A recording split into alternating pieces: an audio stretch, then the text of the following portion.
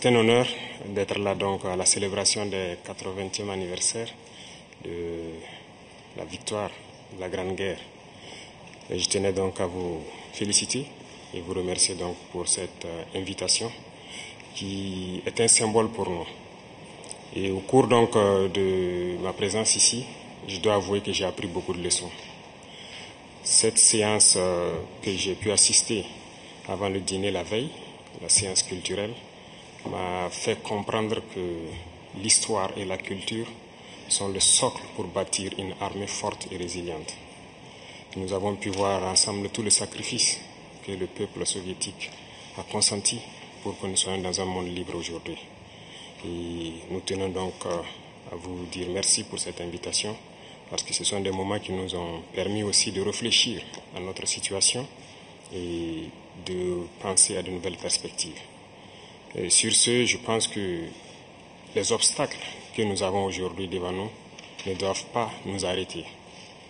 Et les obstacles sont une bonne chose en quelque sorte que nous devons surmonter.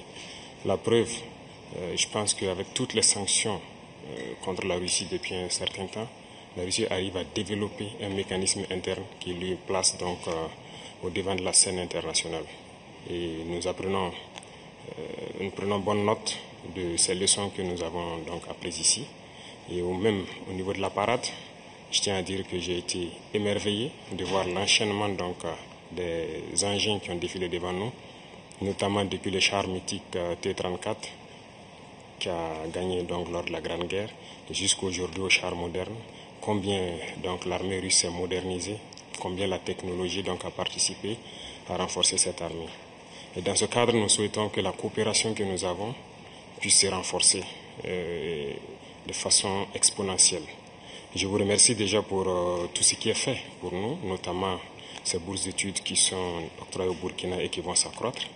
Et ce matin, j'ai visité donc l'université de chimie et je disais que le volet sur lequel nous allons axer après la défense et la sécurité, c'est le volet de l'éducation. C'est ce volet qui nous intéresse le plus, notamment les sciences. Il faut que la Russie puisse nous aider à former notre jeunesse, notamment dans le domaine des sciences, pour que nous puissions développer chez nous la machinerie, en gros. Que ce soit la machinerie qui va avec l'armée ou la machinerie qui va avec l'industrie. Parce que c'est à ce seul prix que nous pourrons nous développer au sein de l'Afrique. La guerre qui nous est imposée aujourd'hui, nous pensons que ce n'est qu'une manifestation aussi du nazisme. Parce que le terrorisme qui est là aujourd'hui n'est pas du terrorisme, c'est de l'impérialisme. Ce sont nos terres qui intéressent ceux qui nous combattent.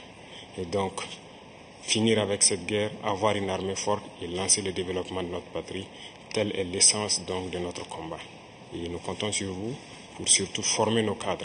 Parce que la coopération, telle qu'on le dit, très souvent en Afrique, on aime avoir beaucoup de demandes.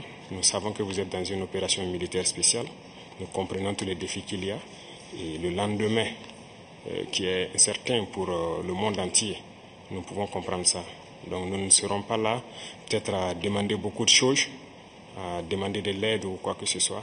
Mais l'aide que vous pouvez nous octroyer, c'est surtout ce transfert de connaissances que nous voulons. Et donc nous souhaitons avoir plus de bourses et voir dans quelle perspective nous pouvons nous-mêmes donner des bourses à nos étudiants pour étudier ici. Et dans un troisième temps, comment est-ce que les universités ici peuvent se dupliquer au Burkina Faso, notamment celles que j'ai visitées. Et aussi, il y a beaucoup d'autres universités dans le domaine des sciences. Comment on peut les dupliquer au Burkina Faso avec tous les laboratoires nécessaires qu'il faut pour former de manière pratique nos jeunes et que nous puissions être donc au cœur de notre propre développement. Donc c'est la demande essentielle que nous avons actuellement dans le contexte que nous vivons pour pouvoir transformer tout ce que nous avons sur place, produire beaucoup de choses nous-mêmes et que le Burkina Faso soit un hub où beaucoup de jeunes Africains vont venir et apprendre aussi la science. Parce qu'ici en Russie, vous avez d'éminents scientifiques et il y a eu beaucoup de savants que nous continuons donc d'étudier leurs œuvres. Et je pense que c'est un havre où nous pouvons soutirer la science pour nous développer.